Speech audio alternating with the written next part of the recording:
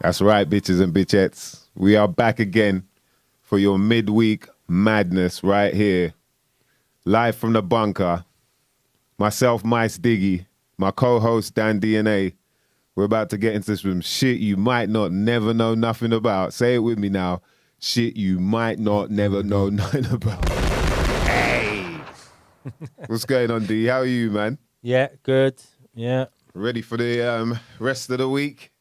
Flew by for me, man. It flew by. Like this midweek, all of a sudden it's just like, right, we're here already. Yeah, true. It's crazy, yeah. man. Yeah. But it's Time is getting just- dark now, ain't it? Yeah. Starting to It's getting dark, head getting towards colder. the darkness. Winter We're is in coming. Scorpio, so the darkness is here now. You know what I mean? We're falling. Yeah. Some of us. I'm noticing it. I was getting up at like 7 o'clock 2 weeks ago and it was dark. Now I'm getting up at 6:30 and it's dark still. You know, it's just, I'm just getting up when it's dark. It's not fair, innit? Come home, When it it's starts getting dark.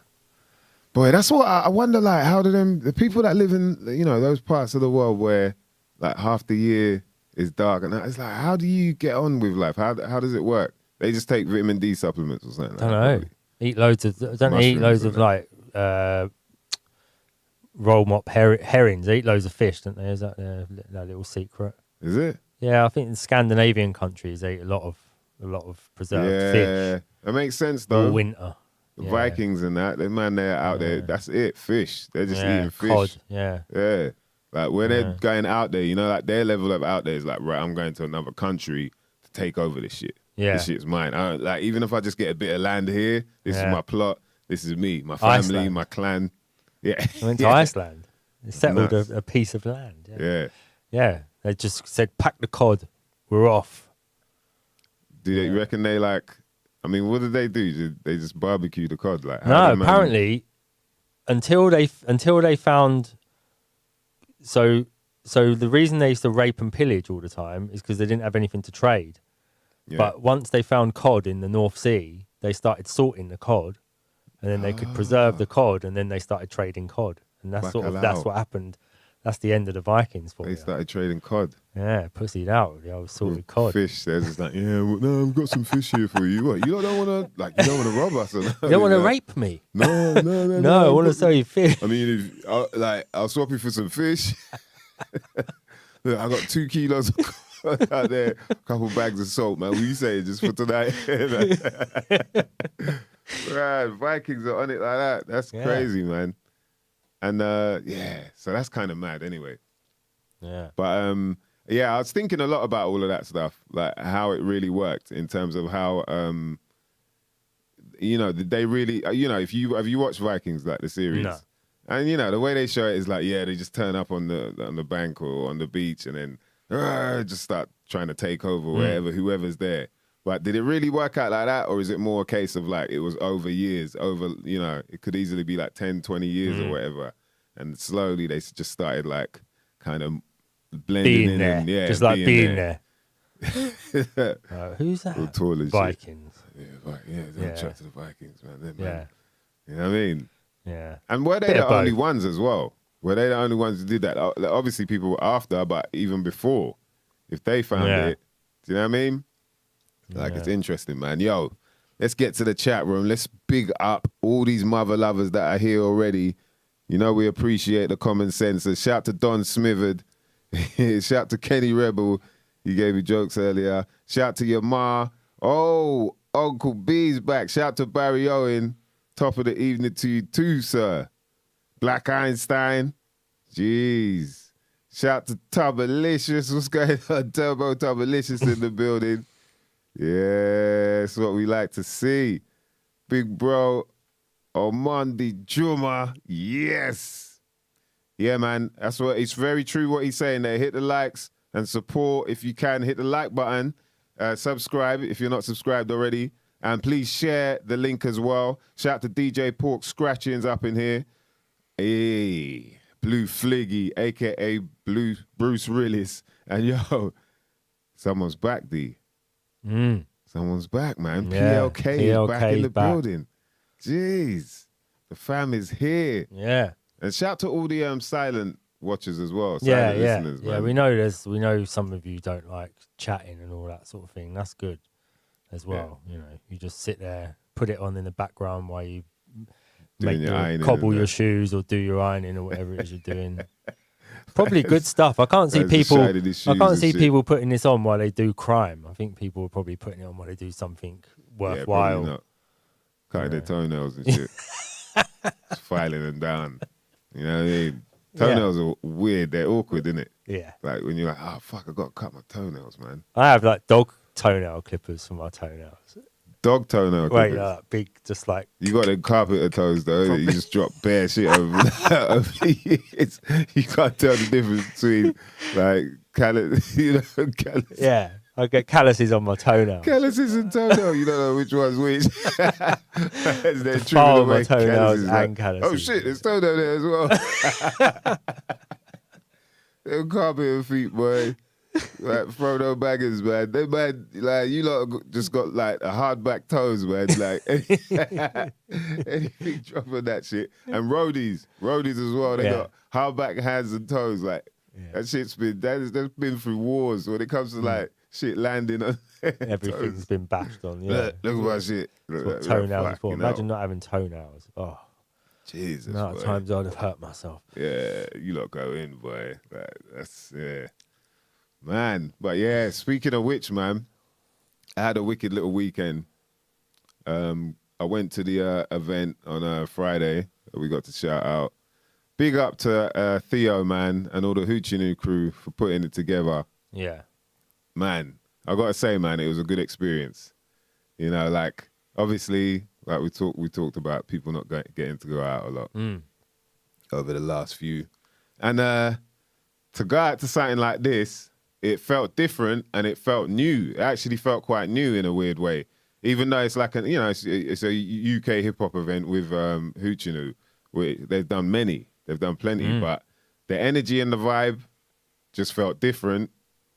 And it felt like something new as well, like I was saying, because of the fact that I feel like it was a lineup that was put together that hadn't probably been thought of in that way.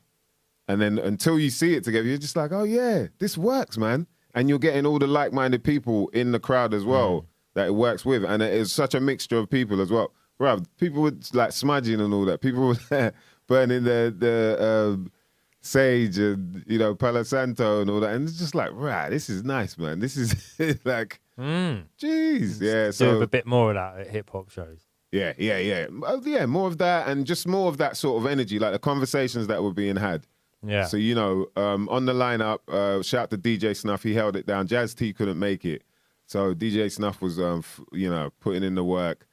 Peaches, shout out to Peaches, man. She gave me joke as well. She's a proper comedian, man. She handled that hosting. And then performance-wise, you had Prospects. Was it Lebs and Apps from, they're from, I think they're from Portsmouth. It might be wrong on that. But yeah, two spitters, two young guys that are just killing it, like in terms of the way they rhyme and the concepts and whatnot. Yeah, look out for them, Prospects, man, because they're doing really well.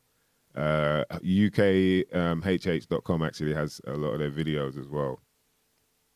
So you had Prospects, and then you had the Revogue Records crew. So shout out to Big Toast, Strange Neighbor, big up to, of course, G-Bag, Ollie Suds and the crew, and they killed it as well.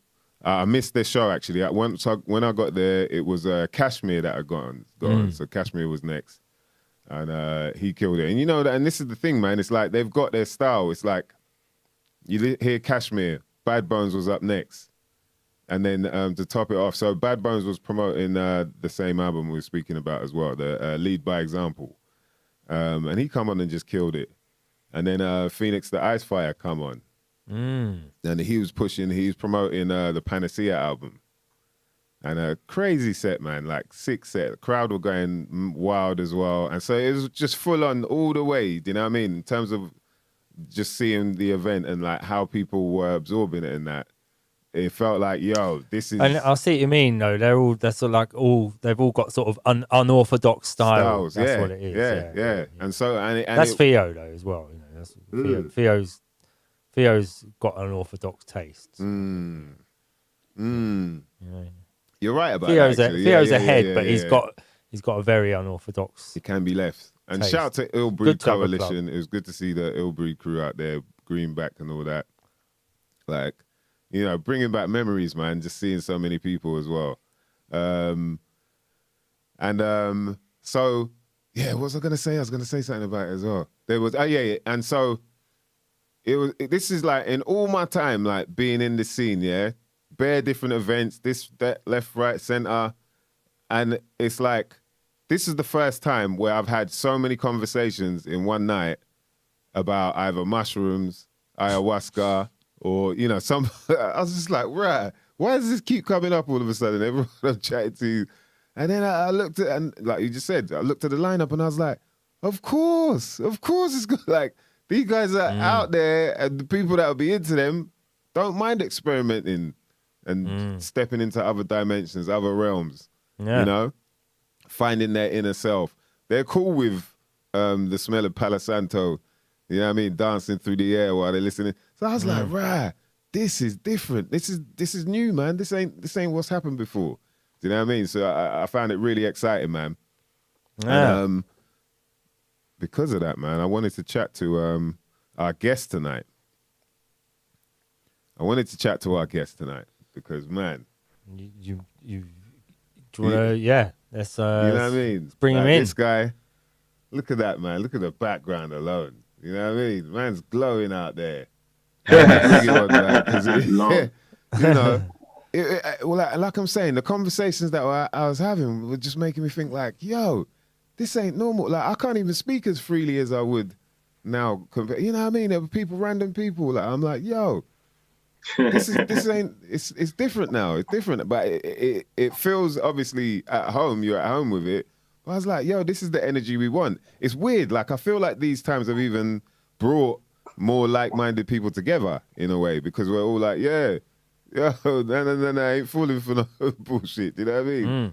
And man, this guy here, he must be the reason why these conversations were coming up, because he's basically, in my opinion, this is like the UK scene in terms of hip hop. This is our shaman right here. Yeah, this is our shaman. He's qualified. Yo, people, let me see some fire emojis for the Phoenix. Welcome in, Phoenix Da Icefire. Yes. Album.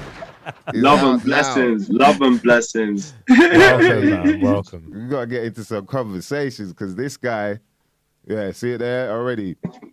Chat room. Look at Kenny Rebel. I see charge pic of a guy caught with some magic mushrooms. Merlin. He looked happy as F. That's right. You're damn right about that, man. These things take you into another dimension, into another world, and then when you come back, things just make sense all of a sudden. You know what I mean? And it's obviously what it means to you. But yo, Phoenix Da Icefire, how you feeling, brother? You know what? It's quite, you know what? So much to say. Where do we want to start, man? Where do we want to start? I'm just feeling people's energy and people's spirit and what everyone's going through right now. And this is an unprecedented time, man. Let's start a time of many alignments and a time of great shifts and change. So it's like, I'm feeling that. So where you want to go with it? I mean, well, let's start with the event, because I feel like that you know, you've had a moment there where, you know, like you're saying about a shift. I think it's kind of, it has like shown that there's a shift in consciousness, and there are people now that are sort of, you know, magnetizing towards each other. And I think your event, you know, in my opinion, you know, it kind of is part of that in a way, in terms of our scene, in terms of over here. Yeah. You've already been, you know, involved in sort of that world in terms of understanding things, you know, what I'm saying. Your mind is open. So most stuff. It's not that hard for you to rap about those sort of things as well. And I think from what I was hearing on that night, he was definitely bringing it. Like, you know, people were hearing it and like, blah, blah. You know, there's a lot of noise being made. The crowd were going crazy. So, like, let's start off with the album, and then obviously the idea behind, you know, doing this launch party. So, Panacea. Well, you know what's quite deep about that? me and Husky Brown, we made that in 2019. And doing the work that I've been doing, this was before I had many shifts and upgrades to be able to fully hold space for myself competently. I was given a message. I was given a well-rounded message of what was going to take place. And I literally just put that into the album. I put that into the album. So, you know, even the track listing, if you look at it, yeah, it starts with Shake Things Up. Then it goes into Judgment Day. Yeah, because I was shown that everything's going to get shaken up. We're in a time of judgment right now. And the sins of the world, yeah, people are going to have to pay for that. What you plant, whatever seed of intention you plant, you're going to reap, whether it's good or bad. That's what's going to happen right now. Like even the cover is psychedelic. If you look at it, it's actually the album as well. You have on the left side, you have the old world, the world that we live in today, which is like very broken, very twisted, and very disengaged with reality. When I mean reality, I mean nature. And then on the other side, you see the flip side. So we start with Shake Things Up, and then we end with Love for Free. We start with the shake up, and we end with the love. That's what I was shown is going to happen. And everything that's taking place is necessary. Yeah. So I reflected that in the album.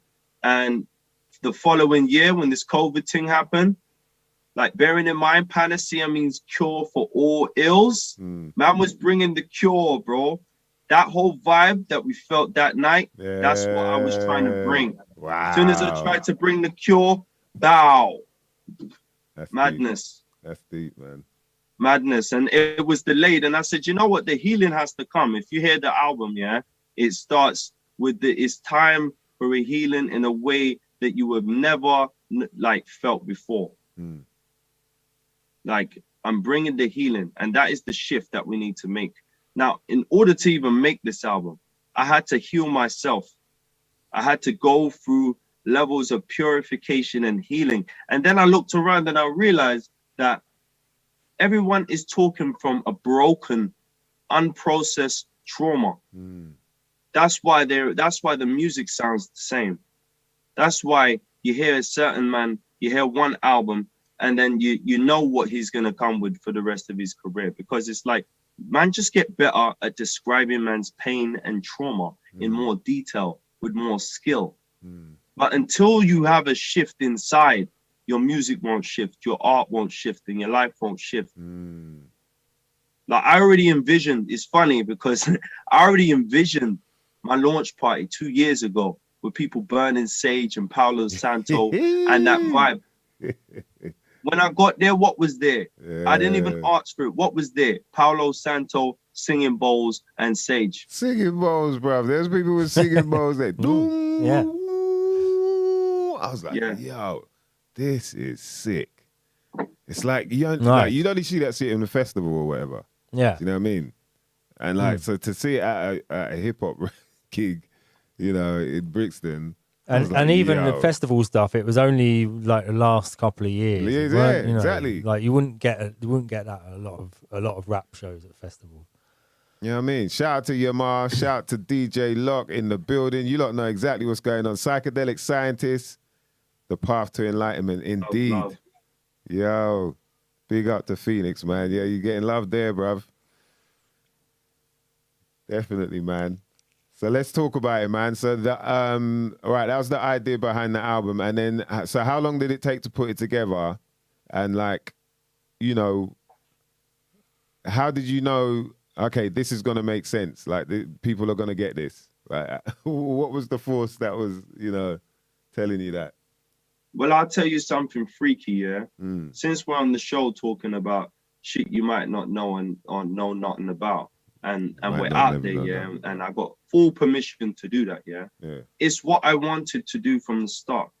And what some people might not know is I've been wanting to do that from the beginning. And that is what I've been doing with all of my music. If you hear Baptism Under Fire, it's a collection of sounds and feeling and alchemy and one thing. You listen to any one of these tracks individually, you think, how the fuck does that go with that and go with that and go with that? It's the same thing I've been trying to do from when I started.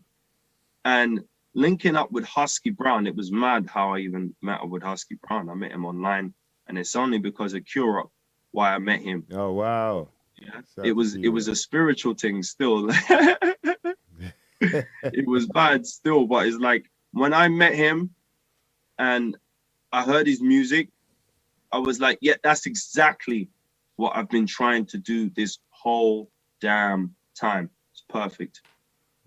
That's beautiful. I had at the time, I had gone from working 9 to 5, being a civil servant, leaving that, just doing some Thames water job, leaving that. And do you remember there was a period of time I was on the road selling my CDs? I'm not sure if you remember that.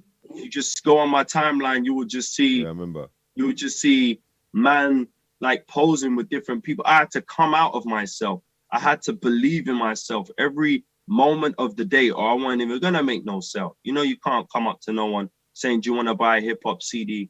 looking like a homeless bum, yeah, and not be confident. So I learned a lot.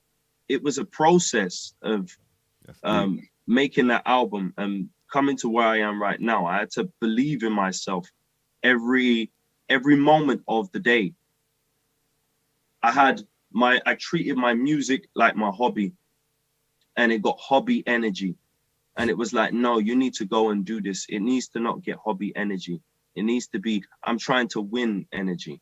And you need to fully believe in yourself. Yeah. So it's like, I went through all of that, met Husky Brown. I was like, yeah, all of those beats individually, yeah, that's what I want to say. That's what I want to say. That's what I want to say. That album is really just my advice that I give to people. I'm talking about relationship advice on the Seasons of You track. I'm talking about possession and trauma. That's traveling buddy. Yeah, that's what I mean by traveling buddy. Yeah, is possession. Yeah. And then life is magic. That's what I tell people. Don't doubt yourself. I did a track called Don't Doubt Yourself with Reese Jackson. That's what I tell people. That's what I told myself. So I put my medicine into the music. I put my medicine into the music, but I had to pull that out of myself. What was the process of doing that then? Like in terms of you having to, if you could enlighten people on how you made that transition. Well, yeah, it was a mad one still, because it's like growing up in the hood, it was like growing up in Deptford, Blue Borough, shout out to the Blue Borough Massive. It was like being in that area and growing up around certain man them and just the whole environment. I felt like I had to be ready to kill people if I needed to. You know, man them were booting off people's doors. I had someone pull a strap on me. I was this close to doing the unthinkable. Thank God, literally, for saving me, because that wasn't my portion. But it's like I had to become a very I had to think evil. Well, I felt that I had to think evil. I didn't realize that I made a contract. See, when you're vibrating on a low frequency, I'll liken it to a house so we can understand, yeah? You've messed up your house. You've had a bad day. You've completely wrecked your inner temple. You've completely wrecked the house. The door's flung wide open. And you say to yourself, in those moments, you say to yourself, I don't want to care anymore. I don't want to see anyone. I want to be willing or ready or strong enough to kill or hurt someone and be mean if I have to. And guess what? Something will come in. Something will come in, be like, this is exactly how I like it. This is perfect. It will sit down with you, and when you try to tidy up, they'll be like, no. How you left it, how you called me in, that was perfect. None of that. So you'll find that when people try and move upwards, they always go back to a default position. Yeah, that's because they, you know, the contracts that you made in those moments, they like it just like that. So it got to a point where I was dealing with serious possession, man. I was hearing evil voices, like I'm trying to be blessed, and it's like, yeah, dude, do that person, do that. And I'm trying to battle in my mind whole fucking time. It got so much. And thank God someone came to me, like I had a mutual friend, and he's gone, he actually used to work for Manhood Academy. He's gone to me, yeah, man, we're doing this ayahuasca thing, whatever. And I was like, yeah, it sounds cool. Yeah, whatever. It's like, yeah, you want to do it? I said, yeah, whatever. Just put me down for it, innit? Put me down for it. Oh, you didn't really know what? I didn't know. You know what I mean? He said, oh, it'll help. I'm like, all right, whatever. So he's called me up. On the date, I was like, I don't want to do this, man. This is long. It's boring, long, whatever. I'm tired. It's just long. Calls me up. He goes, yeah, Wagwan King, where you at? I said, bro, I'm not going anywhere, man. I'm just going to chill tonight. And he's gone, why? What's the problem? I said, I'm just tired. He said, listen, how long would it take you to get here? I said, about 45 minutes. He goes, right, King, I'll see you in a bit. Put down the phone. I was like, this motherfucker. Yeah. I said, you know what? I'm going to go to this thing. It's going to be a bunch of bullshit. I'll tell him it's a bunch of crap.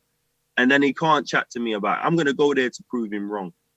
First time I did it, I wanted to be a shaman. And I was like, everyone needs this. I was like, everyone fucking needs this. That's hilarious, man. It's true. What was your experience? Like, okay, it's hard to explain that, but... No, I can explain. Yeah. Oh, yeah. Bro, I came face to face with the thing that was possessing me, and I realized I had been drawing this thing since I had made that contract. I used to just scribble and draw this thing. I'm like, rotted. When it left me, I couldn't explain it. My body felt lighter. You know, like I didn't even realize I was holding shopping bags, to the point where I thought the shopping bags were attached to my hand. It was like, you just drop all this weight and you're like, what the hell? That is freaky. What is, like, I feel empty. I feel light. I was like, a lot of people don't know what they're going through right now. And they got no one to chat to, no one to freaking help them. And they're having a silent war within their own minds, and they're being abused. People need help. So, yeah, I put all of that in my music, man. I was like, the people them need the healing. People them are talking. When I hear certain people's music, bro, all I hear is that man is suffering. Behind all of those multiples and syllables and all these, man are saying that man are depressed, man are hearing voices, and man is suffering, and man don't want to be there. And then the nice chorus kicks in. I'm like, ain't no one heard that person fucking crying out. Wow. That's what I hear now. That's deep, man. That is deep. Yo, what we got there? So, DJ Lock saying, this is deep stuff. I can feel this for real. Kenny Rebel asks, so he's asking about the ayahuasca. Isn't that what the American Indians use? And Yamar said, see, your friend knew exactly what medicine you needed right there. He did. You know what I mean? And I'm experienced in that world as well.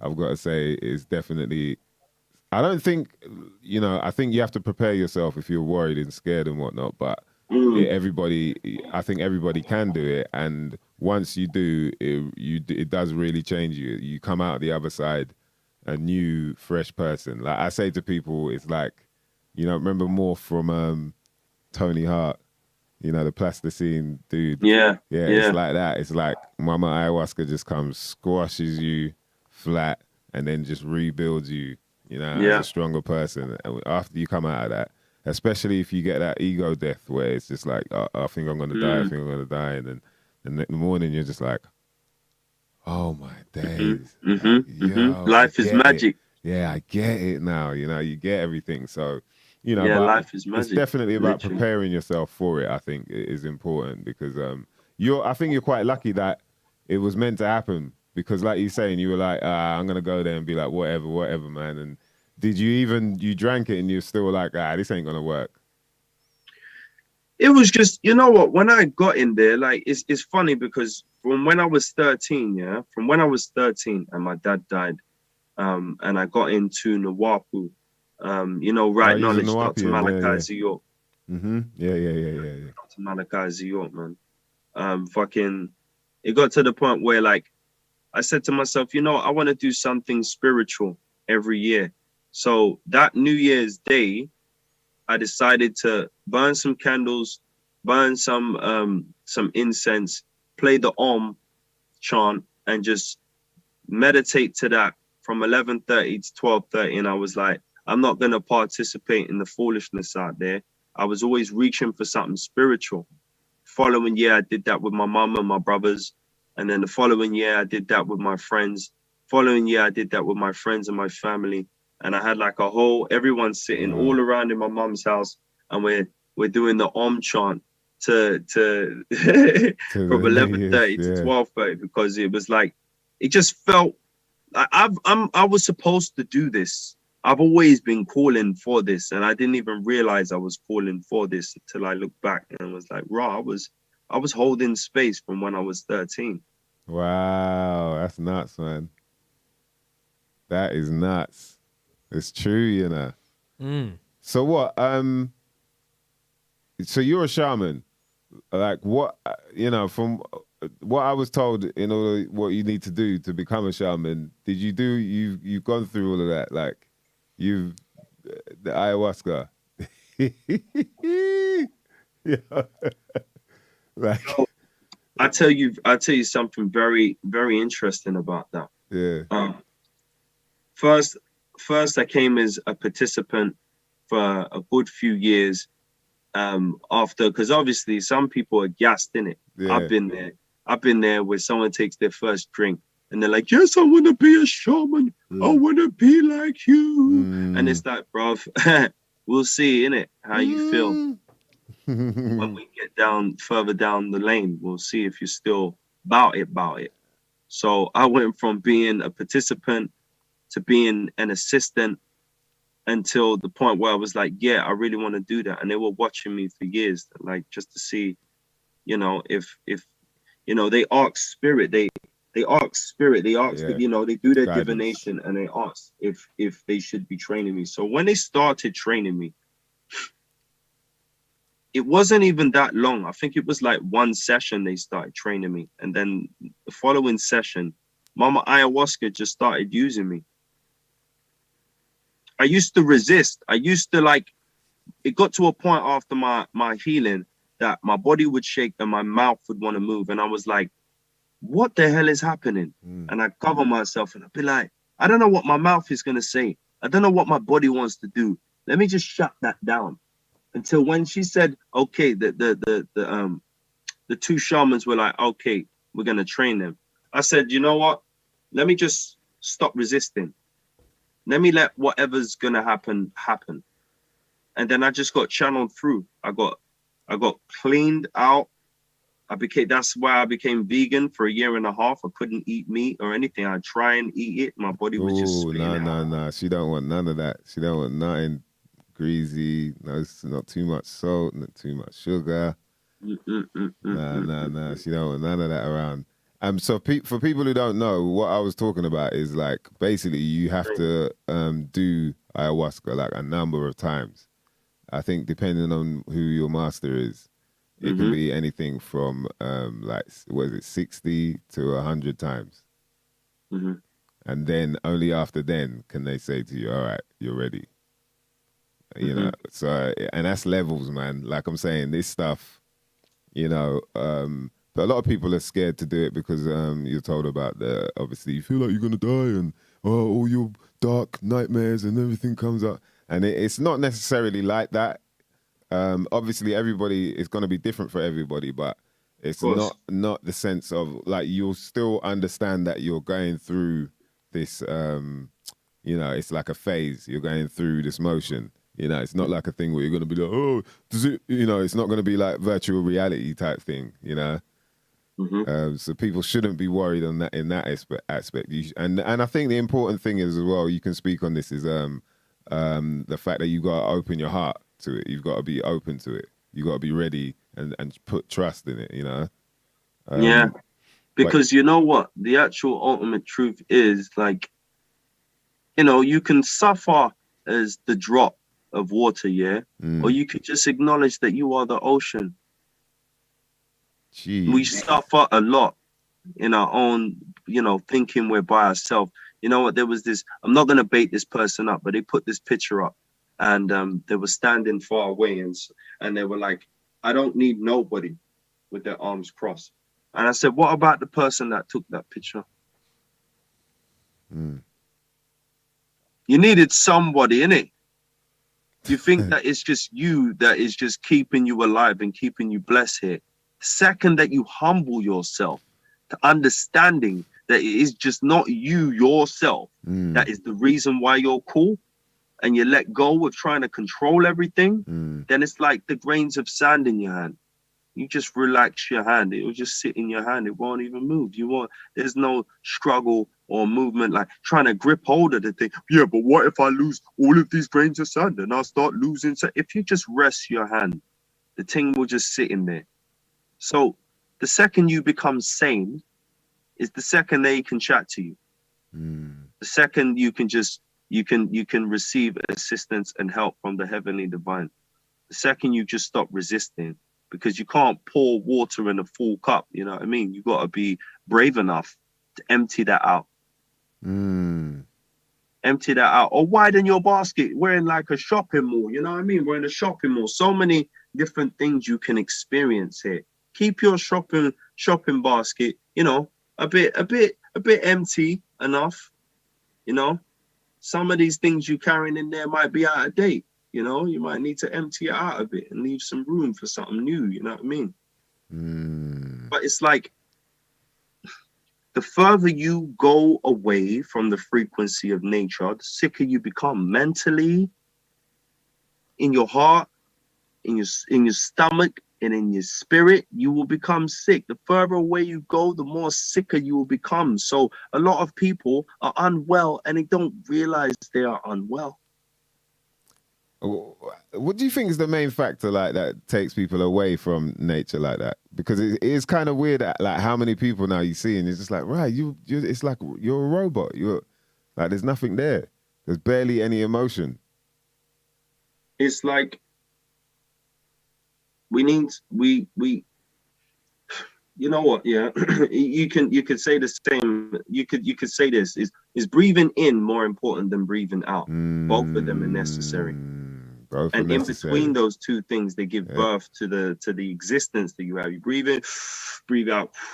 Both of those are needed. So there is going to be a time of deep interconnectedness, you know, as like the double helix going in and out. Deep interconnectedness, and then it's going to go out, and then it comes in and goes out and comes in. It's necessary. At the point when everyone is healed, yeah, we're not dealing with no traumas, we're not dealing with no nothing, and we're at zero again, yeah. At that point, we're gonna have generations and generations and generations of those healing centers will become temples, and then they will break down again, and then the healing centers will become temples again, and then they will break down again, as we go from the negative to the positive, not good and bad, negative to the positive. Both charges are needed. So, you know, we're just in that time where it's like, right, we've rolled around in the mud now, we've had our fun. We as one organism need to clean ourselves. So that's where we are right now. Trying to clean each other's butt cheeks, boy. That's Hippo's been rolling around in the mud. Now it's time to clean up, boy. Yeah, it's an interesting time, man. How are you dealing with the beginning of all of this then? Obviously, having like that, you know, these premonitions, having the source already communicate these things are about to happen to you. Funny enough, yeah, like I'll just share this. You know, I don't really give a damn. I just speak, to be honest. You want to hear, you want to hear. You don't, you don't. You know what I mean? For me, it's all about intention. I would have appreciated anyone who was talking the truth and understanding that when people are asking questions and people are vulnerable, you don't take the fucking piss and lie to people and try to freaking deceive people. Because I think that's scum. What I'm saying resonates in here more than what I'm saying. If it resonates here, then, and I know I'm cool, then yeah, you get it. And this is for you. I asked about this COVID thing, very funnily enough. I was in the middle of a ceremony. This was the second time, no, not the second, I think like the third time that God was speaking to me, and he was trying to show me stuff about myself. And I just felt like, what? How was me talking to God? No, I need to stop this. My name right, I'm not cool, like allow it. Like I'm not worthy. I had a lot of kind of, I'm not worthiness going on. He's trying to show me something. And then I kind of just pulled back. And I was like, you know what? I don't want to feel like this. And then mother came. As she came, she just surrounded me with all of this love, you know what I mean? And was like, I'm sorry you feel like that. I was like, what's going on with this COVID thing, please? She goes, listen, these human beings have a small window to get it right. And then afterwards, she just went like that. Like she's just going to brush them. Something's going to happen to them. I was like, all right, cool. I've been getting bare messages, and not just myself. I'm in a circle of I keep people on my frequency around me, you know. I think when you're not in your tribe, that's when you can get you can think you're crazy. When you're around your tribe, and it's like, yo, bro, did you get that message? Yeah, I got that same message. What did you? Hey, bro, something mad happened today. I feel like it's trying to. Yep, I got that same message. They're telling me the same things. Those who have ears, let them hear. Those who have eyes, let them see. Certain things are going on right now. I'm talking to certain people, and it's not common. I'm like, they're like, yo, everyone ain't feeling what we're feeling, you know, bro. Yeah. I'm like, what, for real? I said, yeah, not everyone is feeling what's going on. Some people are just bugging out and they don't know what's happening. Some people are just oblivious. But there's certain ones here that are feeling everything, bro. We're just in those times, bro. Just in those fucking times. Can I fucking say it? Like, fucking hell, bro. We're here, innit? Like, we're here. It's spoken about in the Mayan calendar. If this conversation freaks you out, yeah, prepare yourself, because the world is you're gonna see some shit.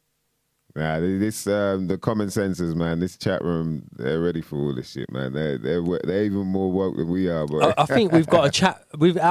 Our chat, and our general audience is similar to the Hoochanu thing.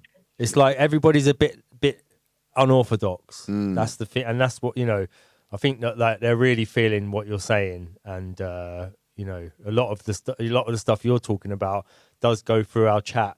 Every week, people are sort of, you know, so we've sort of found a group of people that are all starting to pick up on this same sort of vibe, really. That's what we're trying to just sort of link everything together ourselves and find as many people as we can that are sort of, like you say, that group of people that feel the synchronicities at the same time and think, yeah, that's what we're feeling as well. Some of the people, you know what's funny enough, some of the people I did healing work on were in the show as well. Quite a few of them, I took them on their first journey. Man, bro, I spoke to so many people, and it's like a good bunch, at least like 70% of the conversations that come up, like some form of either ayahuasca or mushrooms, or I was just like, right, this is cool, man. Like, there's not many people you can have the comment, oh, what was your journey like? Oh, you know, where did you do it? And all that sort of stuff. So it was really cool, man. Shout to your ma, she's also a shaman. Jeez, shaman's in the building. Don Smith had asked, as a shaman, do you learn about different plants as well as that particular combination? Yeah, I've worked with. I got, you know what? When I started doing ayahuasca, and it was like, right, you're gonna get training. It stopped being the shamans training me. It was Mother Aya training me to the point where, when she's using my body and she's teaching me how to exercise people and stuff, like they weren't training me anymore. It was the being that was training me. Now, every time I take ayahuasca, she doesn't want me sitting down doing the rattle and channeling through the room. She just wants to use my body. So when I do aya, it's just I'm channeling. That's it. I sharpened my skills by working with plants like the magic mushrooms. Absolutely. That channel is quite open, so you can do different things with that one. Salvia, that one is good for like dream walking, astral projection and stuff like that. And I can give you, I haven't done a whole bunch. I've done it like about 5 times. Very disconcerting. Have you ever had salvia? Nah, I've seen the videos. I was like, nah, I don't need that. That's like salvia is kind of how I look at, what's the thing that ketamine. I'm just like, nah, I don't need to see that. It's in between the sage and the mint plant. What, salvia? It's in between sage and mint. Yes, in between, in terms of its classification, in between the sage and the mint plant. And when you smoke it, you smoke it on the bong. So I'll tell you what I know about it. You smoke it on the bong, and you hit it 3 times, and on the 3rd time, you won't remember the 3rd time. You won't remember that you've done it, and you leave your body straight away, like you're gone. You're Astral not in projection. your body. If you don't have someone to kind of calm down your physical body, because it's like driving a car, and then all of a sudden you ain't turned off the engine or anything. You just got out the car while the thing's moving. If you ain't got someone to calm your physical body down while you go, your body's going to be bugging out and it will look crazy, but you're somewhere else. So what do you do? You hold them down? No. It's energy. It's energy. You have to calm the body down with the energy. Stop holding them down. Okay. Because you know when you're taking medicine, it's like it's not a physical body exercise. It's an energy exercise. So if you got nasty intention, people will feel that nasty intention. If I've had people try to harm me while they're on medicine, not physically, but it's because I'm on the frequency of love. It just acts as a barrier. Love actually protects you when you do spiritual work, when you do shamanic work. You need to be on the frequency of love. Anyway, so salvia, what happens is when you go to bed, you shut your body down, turn it off. There's a moment where you're in between sleep and you're here. When you're not even feeling your body. And then all of a sudden there's this gravity that pulls you to the other side. When you take salvia, you're blasted straight all the way into that space. So then when it's like you go backwards. It's like your spirit goes backwards out of your body. And then when you come back in, you go forward, but you go forward like boop, middle ground, boop, in this react. So what happens is your soul gets used to knowing how to move. It's almost like, okay, so I can kind of move. And then you're able to astral project and dream walk. After working with this a little bit, I went to sleep next to my missus and I went into her dream. I was like, babe, what are you doing here? What the fuck? I was like, what are you doing? I said, I'm standing here with you. And I said, if I'm here with you, where's my body? And I looked up and I saw it breathing. Following morning, I said, yo, babe, you was in my dream. She goes, yeah, you was in my dream and then you left. I was like, wow, what the fuck? All these plants, are just programs to augment your physical, energetic body and your mind. They're programs, upgrades, and it's like that's what we're here. That's partly what we're here to do, is to grow. We're in this simulation. You've got all of these programs. They all do different things. And when you take them, they run the program. It's like, boop, boop, boop, boop, boop, upgrade, boop, boop, boop, boop, boop, upgrade. So, salvia is for astral projection, dream walking, things of that nature. It's the videos, man. And them YouTube videos from years ago, the salvia. You're like, right, man, jeez, man's all dribbling and that. Yeah, it's because you're just looking at the physical body, innit? And that's why some people who are shook, they've come to me and said, can I sit in and watch your ceremony? I said, listen, Like when we're in there, we're not doing bodily things. If I'm doing like overtone singing and then that person's reacting and all of that, you're not gonna understand what the fuck is going on, because you're tuned in to Choice FM and I'm on Jazz FM. You're not hearing the same music. You're not even going to feel what is going on. Yeah. It's not going to give you any indication of what's actually going on. So you either jump in or you don't do it. But any human being afraid of plants, when your body is an earth suit, it's going to listen. The food that we eat, yeah, it's decomposed human beings, living organisms, human earth suits. If you're afraid to put earth matter in your earth suit, then you and your earth suit is out of his goddamn mind. Jeez, earth suit, you know. Jeez, earth suit. That's deep, right? It's an earth suit. Why are you afraid to put earth things in your earth suit? That's the fuel. You'd feel more comfortable down in Smirnoff and the fucking thing's poison and flammable, but you're afraid of a plant. You as a human being are not well.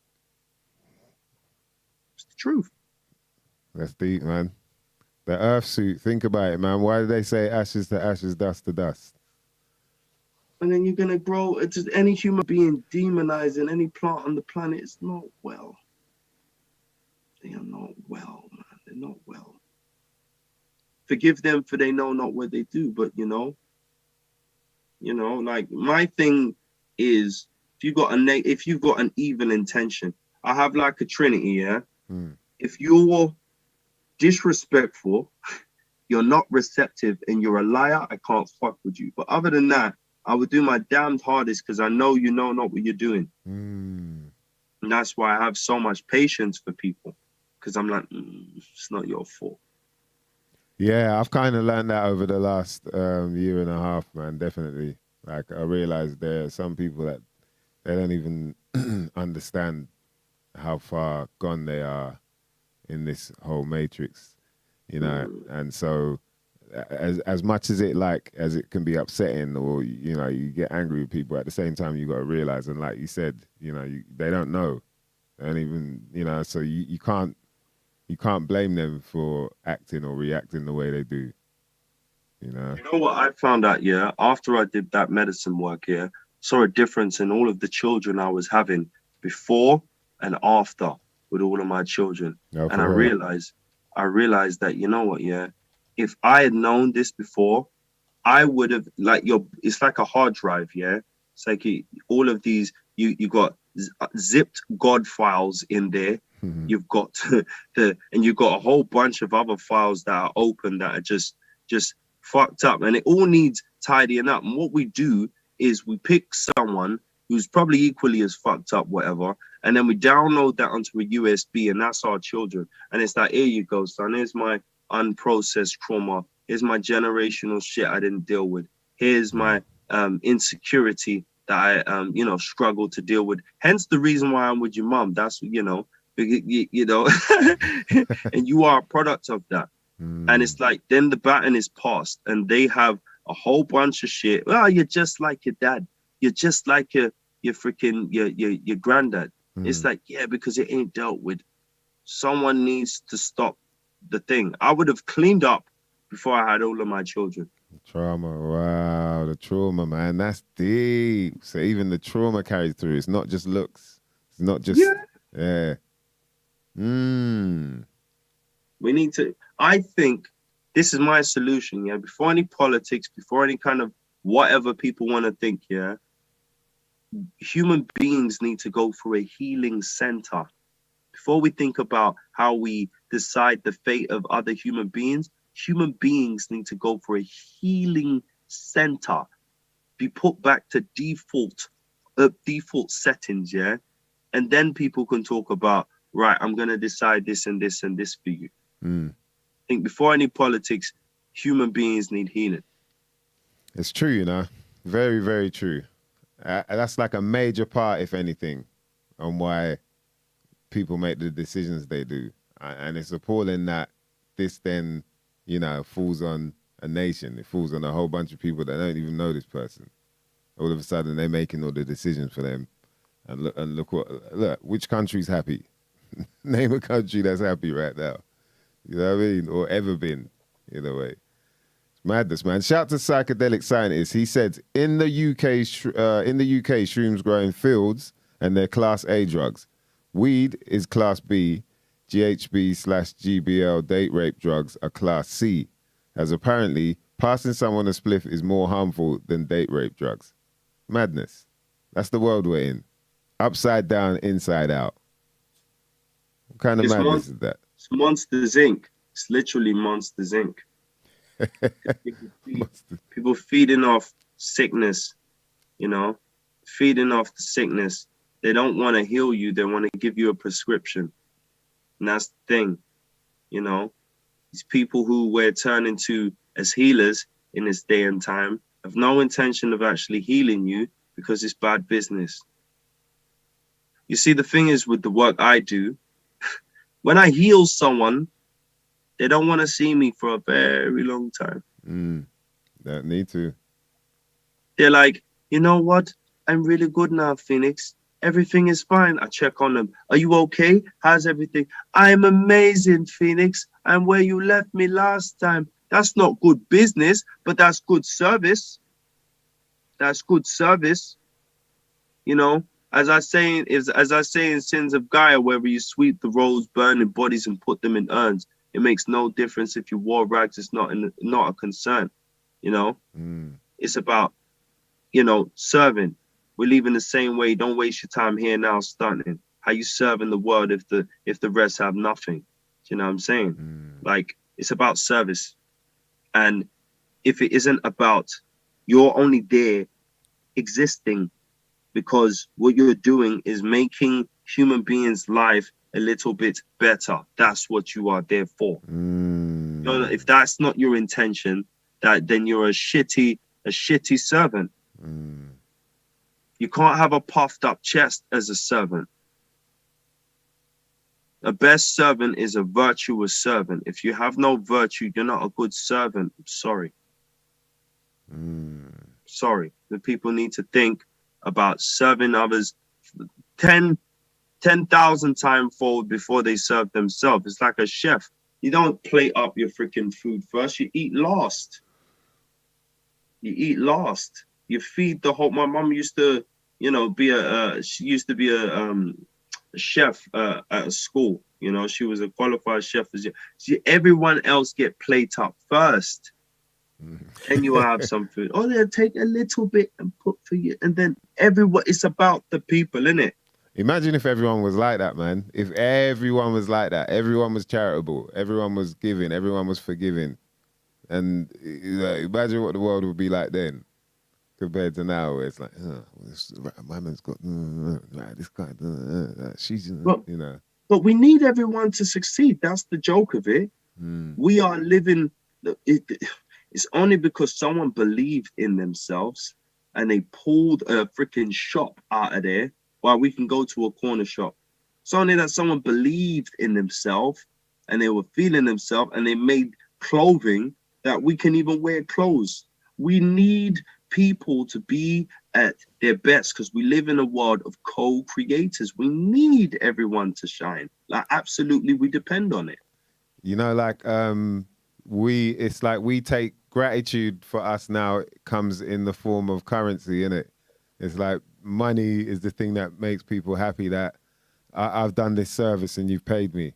But there was obviously a time when it was just like seeing the person happy for doing that. And oh yeah, and I do this, I make this, or I grow this, or whatever, and they might give you some of theirs and you're both happy. That was your payment right there. Whereas now, people are like, right, mama didn't even say thank you, you know. But he paid me, man, so it's all good. I'm gonna carry on. It's because you know, we worship the middleman now, when really we've forgotten that we can go direct to source. We don't need a pastor to connect us with God, really. We don't need, you know, anyone in the way stopping us from eating, because the food here grows for free. You know, the food, the shelter, water's free. Nobody should get in between you. You know what I mean?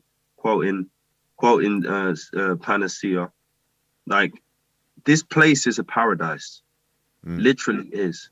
You put one seed in the ground and you get fucking 10 million fruit come out of it. Why is there starving people when we can just plant fruit trees and vegetables? Like, it's human beings, shitty human beings, sick human beings who've got in the way, really, and making themselves suffer as well. They're suffering as well. They're not well. A bunch of unwell people deciding people's fate. They can't be unwell, man. Like, I can't see, if these chemtrails and all that are real, how the hell are they ducking them? Like, how are they getting out of the way of any pollution or, what I mean? GMOs, like, how do they... So they got to be sick, man. Your own family's going through that as well. It's crazy, bruv. Crazy, man. But we're in the great awakening. Shift is coming. Hence the feeling you felt at the hence the feeling you felt at the launch. Yeah, definitely, man. That was a good feeling, bruv. I gotta say, man. The idea behind the lineup. Who had that idea then, man? It was just people who were just like, first and foremost, me and Ramson were actually working on an album called Poison to Medicine, funny enough. Woo! That's funny, man. With people talking in the chat about medicine right there. You know what I mean? People know already the symptoms are the cure. Yeah, they're just people. First and foremost, Prospects, they're on DeFace's record label, Brain Scram. So we wanted to kind of show them love and bring them in, as the youngers, bring them in, So them, that's a good look, Cashmere, man. He was on Receptor Records. You remember you remember that? That's the first record label he was on. That's Hoochie New's business partner who signed Panacea. So Cashmere. Nice.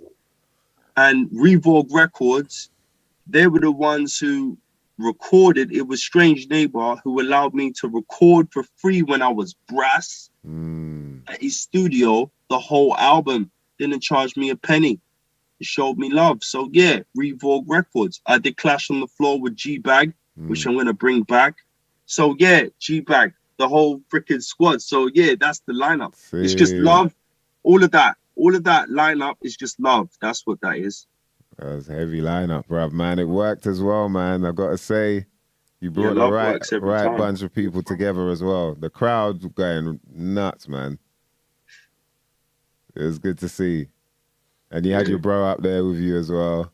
Oh, my brother, man. Oh, my God, my brother. Shout out to Black Chronicle. Yeah, man. Definitely hype, boy. Yeah, it was good to see, man. And I hope there's more of that as well, to be honest, because, like I say, we've missed it. We've missed going out anyway. And now there's a new energy, I feel, because we've had, just under 2 years away from actually linking up, seeing people, gigging, drinking, chatting shit. You know what I mean? Just the regular, just sit like you think, right, this is regular. You just take it for granted in a way. It's brought a new energy towards it.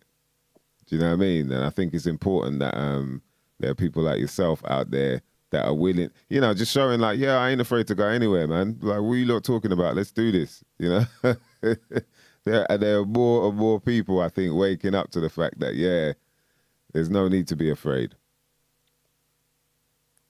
So let's get into, what's he doing there? He's looking into the abyss. I wanted to get into, so some people might not know, but it's something people, might not know nothing about, which is the comic books. Keeps phase shifting. Yeah, you're shifting, shape shifting. You guys are losing me. You're losing me. Yeah. Come back. The comic books. Yeah. Funny enough about the comic books, I own a comic book company called Sovereign Comics, and yeah, basically we've got two parts to our business. So we've got like the commercial comic books, in which I've written over 50 comic books at the moment. Different arcs exploring shamanism, warriors that they don't really talk about anymore. I'm just giving praise to every culture's hero warrior archetype, from Shasta video warriors to sci-fi, alien, next dimension stuff. Just we got our own mythology, own universe. To education or edutainment, our sovereign academy. And what we're doing is we've partnered with some educators, some really powerful educators. One of them is a mathematician. He's a teacher's teacher. He was on the BBC. He had his own show called he's Mr. Numbervator, and we've taken his curriculum and we've turned it into comic books. Wow. So that's our thing. That's how we kind of edutain our we need to get into schools. We need to talk to these children. We need to give them a childhood. All of these companies, are just trying to take money from children. Their intention isn't right. They're not trying to help children. And what we're trying to do is make it fun for them. I remember when I was in school, it was freaking horrible. I didn't like school. I didn't really like school, Yeah. I want to make it fun. I want to make it fun. I want to make it a place where we speak to them about real things. So I'm even working with a group of barristers, the Met Police, Missing People, Unseen, which is the biggest anti-human trafficking organization in the UK. And we're tackling county lines. Someone else I'm working with, his name's Verrill McKenzie. Shout out to Verrill McKenzie. His brother was the one who was going around taking off all the knives off of the children, and he was on TV for that. So he deals with homelessness. Oh, yeah. The guy that he'd been stabbed up a few times himself, right? Yeah. Yeah. I saw that, man. That's like, that levels, man. Are you working with that guy? Yeah. So I'm working with his uncle on the County Lines project with the police and all of that. And I'm going to be working with his nephew on teaching people about homelessness. So building up our social science curriculum, which is really like just the medicine to the poison, really, making people a bit more aware, socially responsible, and just trying to just turn out good humans. When they come out of school, I want them to know more about the world and be more empathetic, and give them solutions on how they can be part of the solution. What? So for people, how do you get that across to the youngers in terms of like them understanding, the bigger picture? Because it often feels like there's that barrier, and you're like, okay, how do I get in and make them kind of understand that what I'm saying isn't just some, out there. Well, I work with professionals. I work with people who are at the top of their game, really. And, it helps when they got good intention. So these people are genuinely heroes, and I've turned them into heroes within my Sovereign Academy. They know what they're talking about. And all we do is just help them to tell their story, really. I pull out a narrative, interesting, thought-provoking narrative out of their educational material. And then we just, we translate that again into visual imagery, and we make it fun. Yeah. Make it fun. Yeah, it's good. You're right. That's that level is where you need to start affecting people is as when they're young, because by the time they leave school, it's usually a little bit too late to start trying to come with any sort of message. The only thing that you're gonna come with, the only thing that they're gonna learn after that is from life experiences. But before then, you're you can inform with allegory a lot easier with children. Yeah. Because it's easy. How many people got told, not to touch the fire and then didn't do it when they were children, as opposed to, just going and learning yourself not to touch the fire. Not many people just get burnt by fire and that's how they learn. You learn through stories and allegories and all this sort of stuff as children. So it's the best time to get in with lessons, I kind of see it like this, because I don't know if you remember this, bro. Like I put up, I must have spoke about pedophilia like years ago on my Facebook. I put up one. There's this gruesome picture of this pedophile. I've got kids myself. I've got 4 kids. So obviously this is, very touchy, subject. You know what I mean? Especially if people out there have been abused. But there's this picture of this pedophile, and he's laying down. And he's got so many knives and sharp objects in his body, his eyes gouged out. There's no more space for any more knives and stuff like that. His body, he's fucked. And I said, you know what, yeah? I know that we're in a flooded house, but really what we need to do, and we can scoop out the water as much as we can, whatever, tap's still running. We can murder a whole bunch of pedophiles and whatever. But we really need to go to the tap and turn it off. And then we need to kind of deal with scooping out the water out of the house in a different way. So we go to the tap, we turn off the tap, and we stop this. Because before those people were big, scary pedophiles or on dirty, smelly, homeless people, they were children. They were children. And somewhere along the lines, someone has failed them. Somewhere along the lines, they have forgotten that there is love out there for them, and they've given up, and it's sad. I think the broken ones need healing, but we need to stop the tap. We need to go to the schools. Before they come out and become monsters, we need to go into the schools and do fucking something. It's not working what has been done. It's not working. It's funny, isn't it? Go there and fix that. That's where they are. They're in the melting pot over there. We need to go there. All of these healing technologies and whatever we got, whether it's meditation, whether it's sound therapy, whatever it is, we need to apply that over there in the schools where they are. While we're over there trying to run the rest of the world, we need the ones who are going to follow after. We need them sorted. That is the crown jewel. And, I look around and I'm like, ain't nobody seeing this. Ain't nobody seeing this. So I'm doing it. Me and my crew are doing it. Sovereign Comics are doing it. Teaching kids every Monday, 16, 10-year-old primary school children, teaching them graphic novel creation. And not just teaching them that, but teaching them about life. Teaching them that, there is value in what is in your mind. You can pull it out, hold it, and have value. You can create value out of your own mind. And that's just, I'm not looking to fuck about. Not with my music, not with my shamanic work, not with my education or anything. I am on full smoke, not having it. I love that, boy. That's what I'm talking about, bruv. That's initiative. That's initiative right there, man.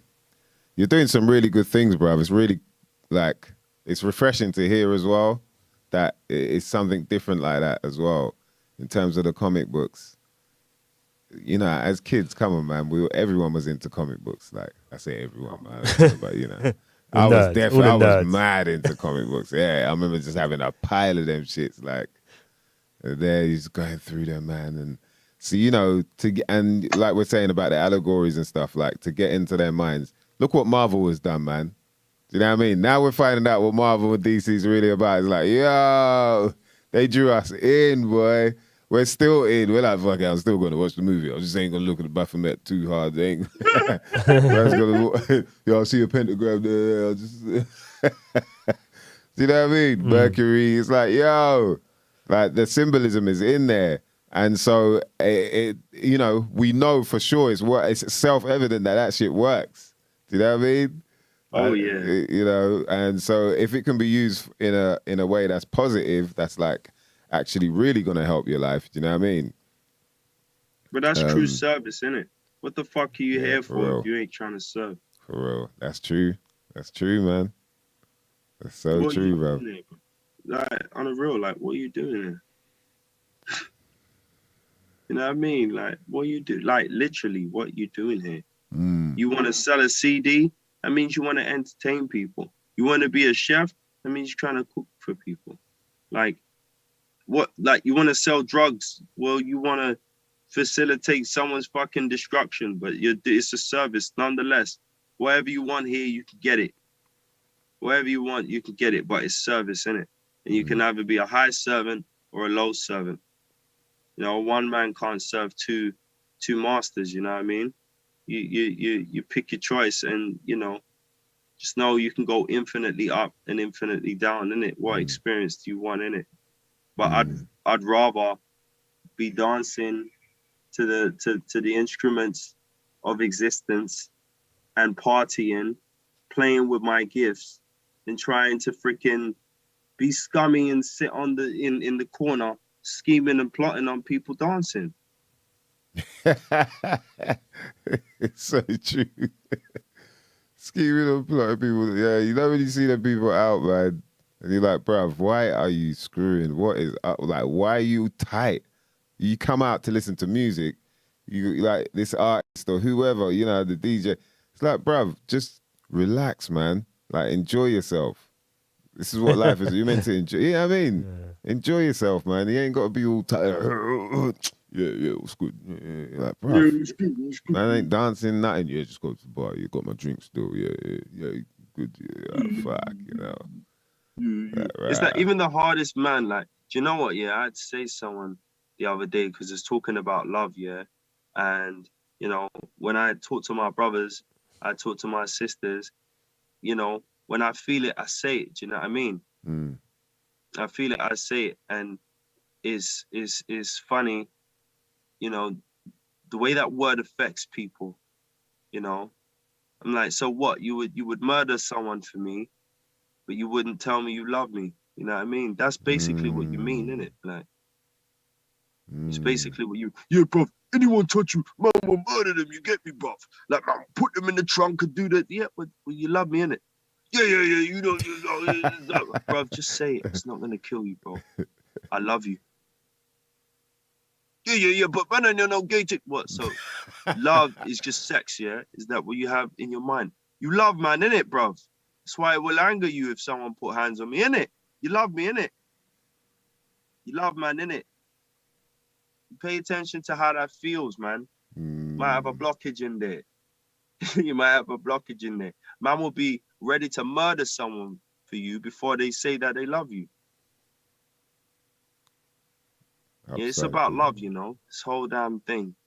God wants us to become love, so he's testing me heavily. For my ancestors that once lived, but only you specially, you know what I mean? Jeez.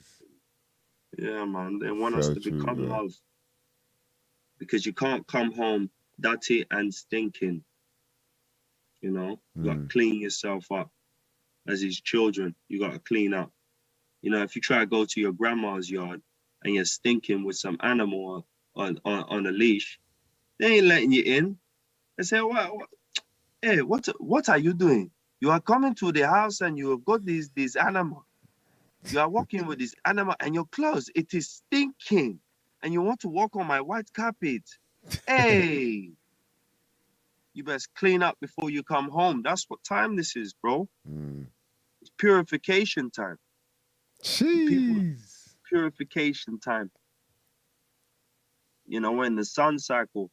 And that's why people can't hide anymore, because we're not in darkness time. There are creatures that rule the day and creatures that rule the night. And, yo, we're in a different time right now. So no one's getting away with anything. You know, people used to do blood sacrifices. I know a couple Babalawo, and it, you know, a couple of them have got messages, and it's like, yo, we can't be dealing with the blood anymore. You know, it's not actually working anymore. Like, we got to work with the water. It's a different time that we're in now. Oh, for real? So they're working with the water now instead? Yeah, some of them, but a large portion of them, they're not trying to work with that. And don't get it twisted. People like the Queen go down there to Nigeria to get certain sacrifices and stuff done, you know. Don't think they ain't playing with certain things, you know. Is it? Yeah, this is what I'm hearing from my people, bro. They're like, yeah. They go down there. They go down there and they do the thing. They will demonize it, but they are fully indulging in these ancient mystical. Yeah, I don't think that. I think the Queen is she's a druid anyway. There's pictures of her dressed as a druid years ago. So, oh, is it? Yeah, she's not. I don't think she's one to. Prince Charles is obviously into talking to plants and all sorts of healing stuff with plants, and you know. So yeah, they're not like they're afraid not of all that stuff. No, they're not stupid, man. No. They've got all the stolen tablets and all the stolen everything, bro. They know what's really good. What's going on. So they're on this. Yeah, makes sense, man. Yeah, that's why you could kiddie fiddle and you won't get as much years as doing ayahuasca, which is a fucking plant. Comes from the fucking ground. That will be here after you're dead. And here, it's been here before you were born. You know? But you will be treated like a freaking, like the worst criminal in the world just for touching plants. Because they know. They don't want sane, healthy people because it's not profitable. Yep. Someone mentioned that in the chat. I think it's a psychedelic. Yeah, man. That's very true. I think people know it now, man. Like, it's a business. Do you know what I mean? That's the bottom line. The whole thing is a business. And once you look at it like that, you realize the best way for the business to work is to make sure we're ill in some form or way. And the worst thing, because the world is upside down and inside out and back to front and whatever else you could throw in there, they're making you, they're going to tell you this shit is what's going to help you, when in the end, that's the same shit that's going to make you ill. So then they can go, okay, this shit's going to help you. And then that makes you ill. You know what I mean? There's a time that it comes and you just forever in that, you're in that, you know, it's like a merry-go-round. You're just spinning. You know, you think you're getting better. You think, oh, things are good, but it just carries on and on, man. And the more that people learn that, like you're saying, man, I think the easier life becomes as well, because it is really simple, man. Life is really simple. It is simple, bro. This is what I found out. Yeah. You find out like, oh, right. But in order to make, you know, to mess us up, to keep us off of the frequency that we need to be on, they just make it complicated as a mother lover. Oh, I've got to do this. But their time is up. But their time is up now. Yeah, I found a picture for you. Oh, for real? Oh, look at that. Is that the Queen? Young Queen Elizabeth with the High Druid. That's when she's 20 years old, getting her indicted into the, you know, whatever it was. A druid looks high as Queen well. Elizabeth, just prior to her coronation, getting led by a druidic high priestess in preparation for her enthronement ceremony. Yeah. She looks high as well, isn't it, that priestess? Look at her. She got bags under her eyes, boy. What do they get up to, the druids then, man? They be out there with the Hollywood. I could tell you, but I'd have to kill you. Burning sage. What are they doing, man? Druids, what were they doing? You know what I mean? We get told this, that, and the third, but what were they really doing? I wonder. Like, for them to be... all of these so-called witches and warlocks, obviously, I know good people, good shamans who hold space and do their thing, but I also know broken people who are very skilled who use what they do for nefarious purposes. I don't fucking respect them, and I've been this close to fucking outing some of them and even slapping some of them up, you know what I mean? Or just outing them and just being like, yo, don't go to them. If you go to them, such and such is gonna happen. And they're not fucking cool. So you had good witches, good warlocks, witch just means wise. You know, that was the Europeans, shamans. They were shamans, you know. And, you know, when it started to implode is when they started burning and killing their shamans. They were afraid, you know. I mean, it started a long time before that. To me, it started when the Romans invaded Britain in 56 AD, and they hunted down the Druids, because the Druids were the scholars and the educators of Europe. So everybody used to come to Britain for scholarship. So they ran the universities. The Druids ran all the universities. Every country in Europe knew that you came to Britain to get your education, because the Druids were the ones who were the most educated. So Druids is just a people who knew the woods. You know, it means man who knows the oak or knows the trees or whatever it is. So probably just people who knew plants. They understood the properties of plants. They understood, you know, the laws, the basic laws of nature. And you would go to them and for advice and all this sort of thing. So were they? They're still around. Were they just about like the land, or were they also about the stars and everything? About everything. So you went to them for every law.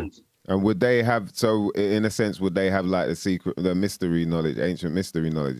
Are they like not necessarily like the founders, but the people that kind of taught that? Because it seems like the Druids. Depends where you think where you can trace. Some people trace their origins back into the Middle East, and some people trace their origins back into like the west of Ireland. So coming in from the sea. Yeah, there's this whole thing about Chaldea possibly being like Ireland, right? Yeah, it's this whole.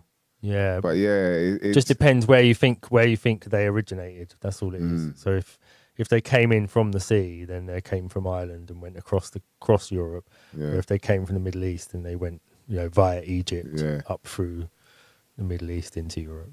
And so they're like sort of like the shamans, the soothsayers. But these were also lawgivers. Yeah, they were high priests. They kept laws. They passed. Everything was oral. There was no writing. They passed everything down through. You know, you had to study for years. Yeah, you had to become that as a child, and then you was brought up in the tradition. You know, so they passed all of the laws down. Everything was in freeze as well. Starting to sound slightly Masonic here with the threes and passing laws down, and you know. Yeah. Well, they must have got it from somewhere. Wow, yeah, it's interesting, man. Yeah. But yeah, I mean, and that it's funny because when you watch, even when you watch like whether it be documentaries, films, or anything that's like going back to those sort of ages where you kings and queens, there'd always be like either the priest or the soothsayer or you know the shaman or you know any form of hierarchy. There'll be that guy that's more in touch with the spirit. Mercury, you know, Hermes is there, like speaking to the gods, and then coming, no, you should do it like this. Yeah. And there's got to have been a time when they were running the shit. Yeah. And, you know, like how the kings and queens are like, yo, everyone keeps blaming us when shit goes wrong. Hey, let's bring in the government so they can, they can take it. Merlin was the one who orchestrated King Arthur's birth.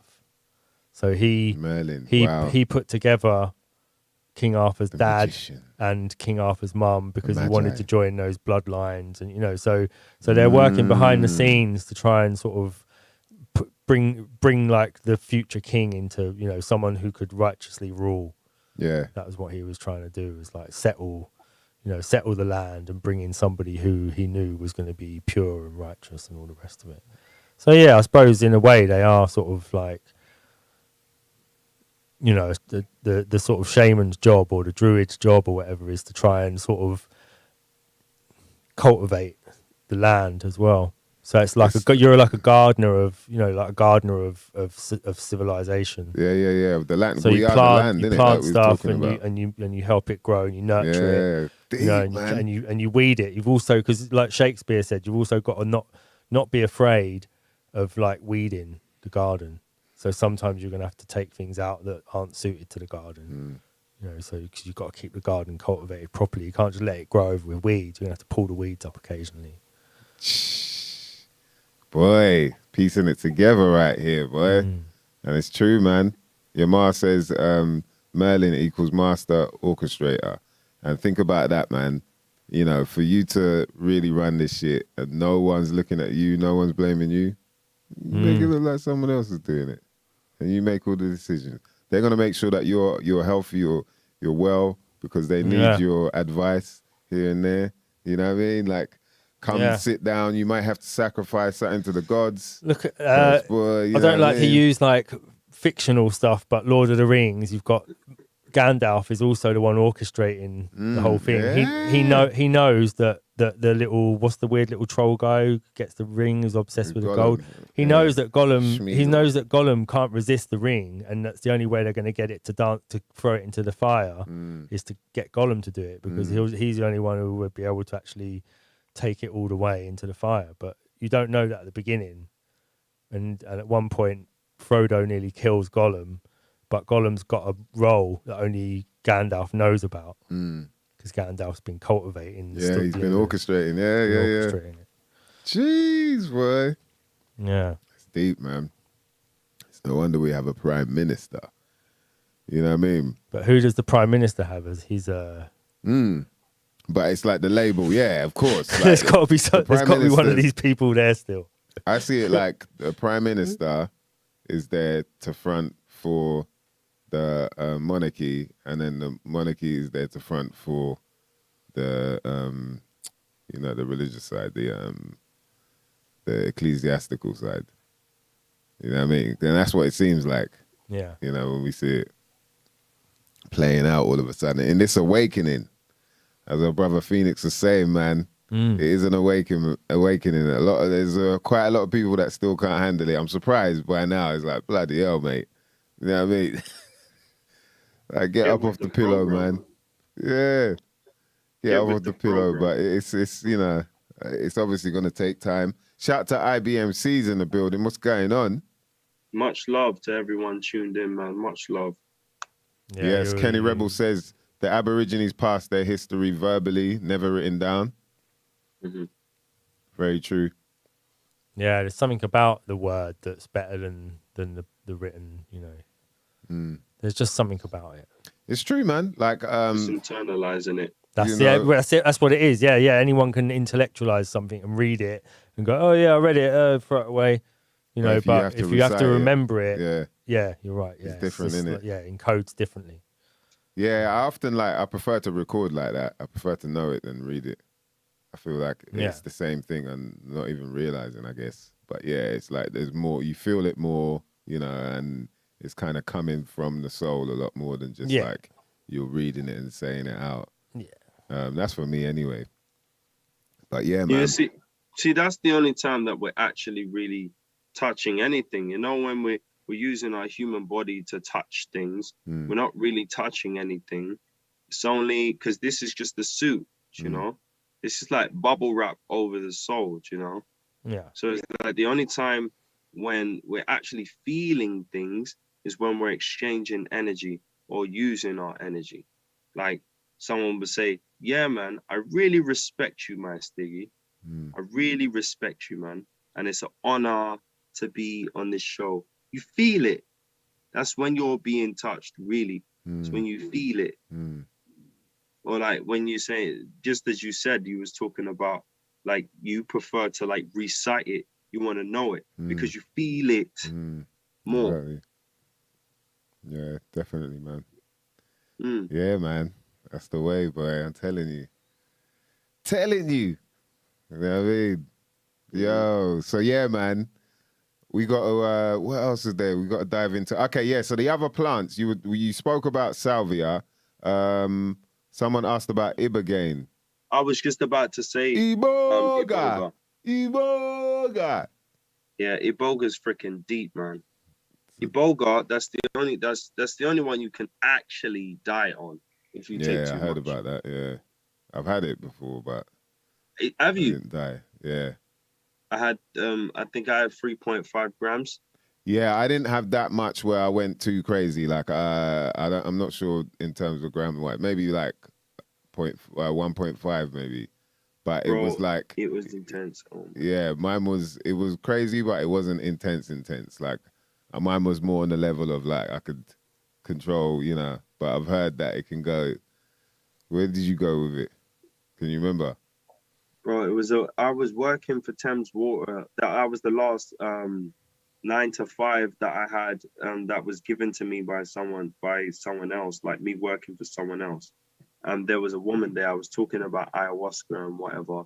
And I said, yeah, I work with these different plants. And this woman from Gabon, she goes, oh, you do these kind of things? I said, yeah, I do these kind. She goes, oh, I've got Iboga, and I was looking for Iboga. And she goes, oh. I goes, oh, you got Iboga? She goes, yeah. In my country, we just chew it. We just chew the bark. We just chew the stick, and we'll even be working, and we just have a little bit there, have a little bit. And if you really want to have an intense vision and you want to sort out certain things, you just take it. It wasn't like to them, it's just like the sane, normal thing to do. It's not like, oh, I'm going to trip out. Do you know what I mean? It's not that. Like, it's a way of life. And that's why you had different types of people on the planet, because, they were working with the plants that were around at the time. So, especially over generations, you're going to get certain type of people on a particular frequency. But yeah, when I took it, I was with Nasheron from Triple Darkness. Yeah, me and him have done a lot of work together. Took it, and it was like, all right, it's a masculine kind of energy thing. So let's play some drums, let's whatever. And as soon as we sat down, now we started seeing the same thing at the same time. It was this figure that kind of walked out of the room. I didn't even notice the being was in the room until it walked out of the room. And we just started seeing this boy just running with dreads, running across an open field. And it was like, he was almost superhuman. And then there was this foot that come out of these clouds, this giant foot coming out of the clouds. And the boy ran towards the foot, underneath the foot. And with all of that speed and momentum, he put his finger up. And he stopped the foot for a second. And he channeled love out of his body through his fingers. And then the giant kind of jumped back in fear. And it turned into this kind of statue-like thing and became frozen. But we were shown a very extreme version of love and fear. Love and fear, and how magical, like actually magical, love as a frequency can be, and what it can do to someone or something which is on the polar opposite of that. Because at that moment, that boy that was running was love, and even under the foot of the giant, he was still love. So what it did to the being who became scared, like, raw, just stop my foot, I was trying to crush you, it became fear. It froze in fear, and he stayed in love. So yeah, like it burst. That's what I saw. That was the visual. But really what happened, my heart chakra burst wide open. It was fucking intense. It was that, it was just coming out of me, bro. It's coming out of me. I understood. It's like that visual that I was shown and the resonance from that, like I understood what that was. Divine love, there's divine love and there's fear. It's not love and hate, it's divine love and there's fear. People will smash someone's face open or go on like they're hard because really they're scared. Yeah, it's true. They're scared that someone will. I don't need no one. you scared of opening your heart and getting hurt. You're scared that people think you need someone when you say that. When you're saying that, innit? Wow, that's deep, man. So PLK asked, Ibogaine is a major reset back to default settings. Yep. Yeah. Would you say more so than ayahuasca, or they're different? It's a different thing altogether. Like, well, Mama ayahuasca is a feminine. Is like the entity behind that is the divine feminine. Behind Iboga, the entity behind that is the divine masculine. Okay. And really, I needed my divine feminine to be balanced out, so it worked for me. You know, that worked for me. I would try all of these plants. I've tried DMT, salvia, boga, magic mushrooms, San Pedro. I've done Cambo. Try all of these things.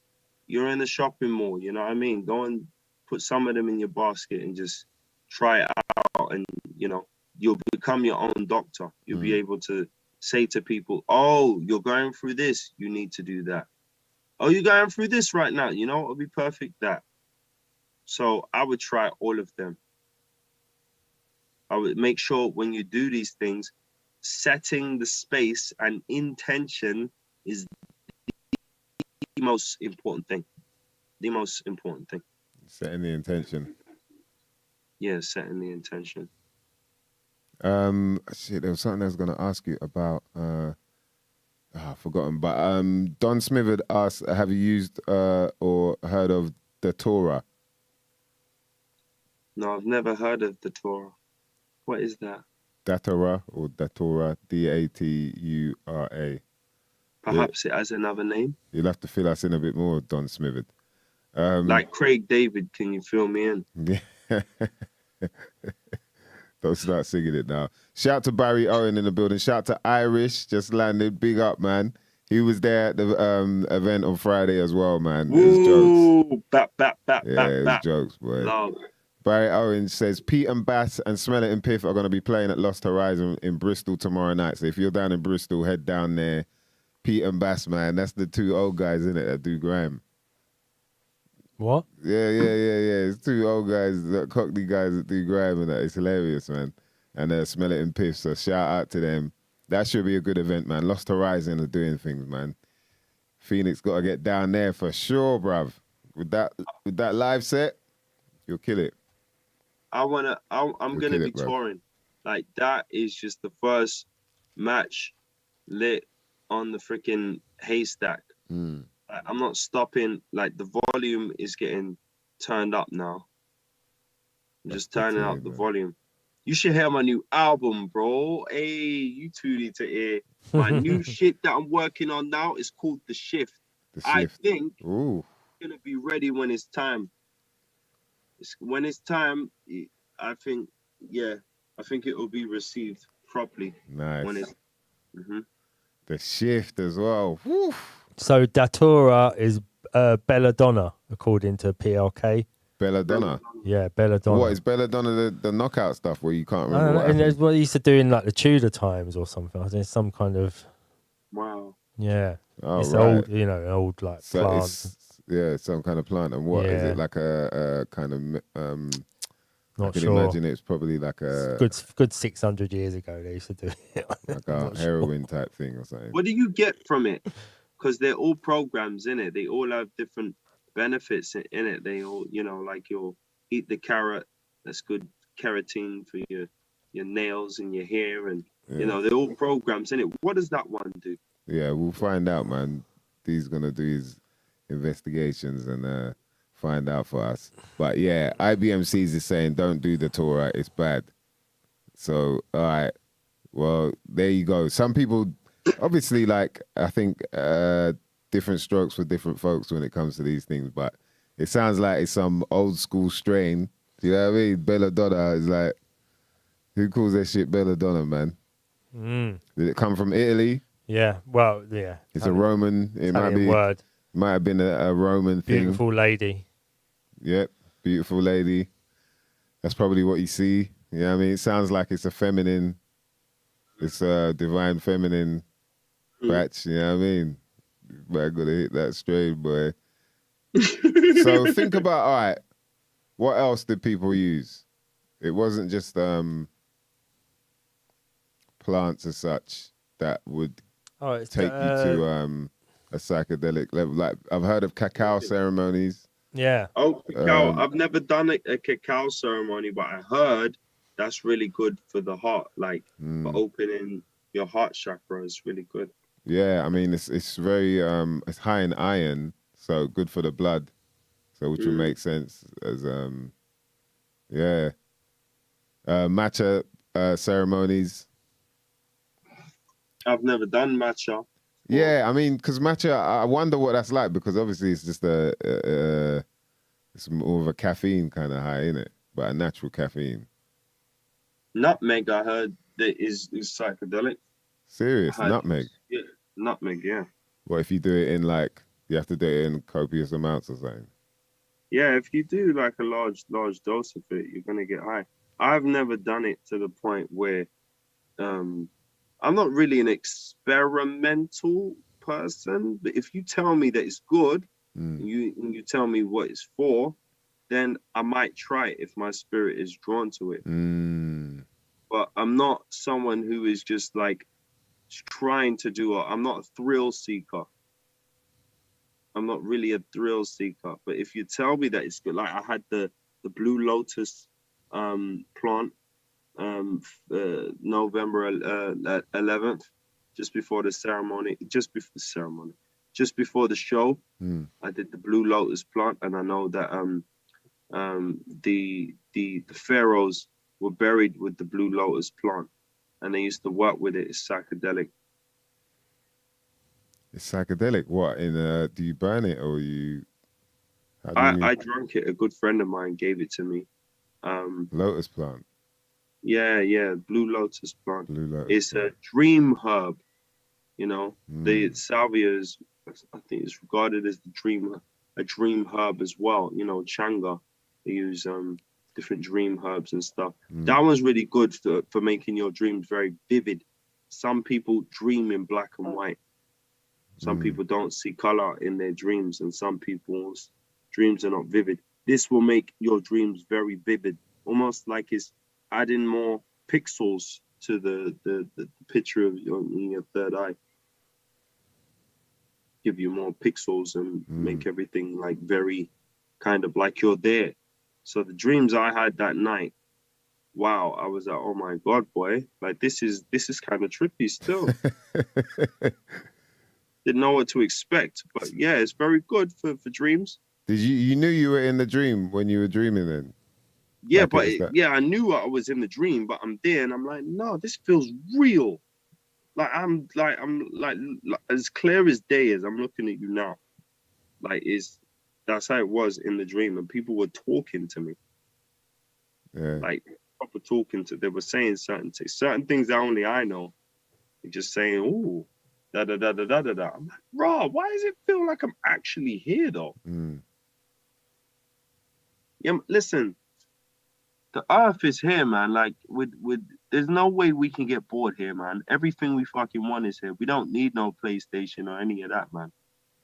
We don't need any Nintendo Switch and all that. Like, yeah, it's so true, man. People get... I mean, I honestly feel like a lot of that stuff is there to take us away from these sort of things, you know, where we can discover a lot more about who we are and about the world by using, you know, the things that have been here way longer than we have. And we understand that they're alive too, so they probably have a lot more to say about what the fuck is going on here and how things work than we do. You know what I mean? They've made it work for this long. So, but some of these youths have only seen women twerking, bro. They've never seen inside their own soul or even stopped for a second to look inside because they're running away from it. Yeah. Some of these kids are only seeing people sipping lean and their father beating on their mom. You know, even if, you know, you don't want to believe anything that people saying about these types of things, like things you're going to see is way better than what you see out here most times. You know what I mean? You're gonna. It's a bit more interesting to some boring, dried up old people on the TV, just telling you, get this money, stay in fear, just be a slave, just comply, just take this. You put yourself in a box and just, just basically die in it. Like the earth is, and the earth and reality, like reality, what we're actually living in, is more exciting than what is being projected on the TV. It pales in comparison.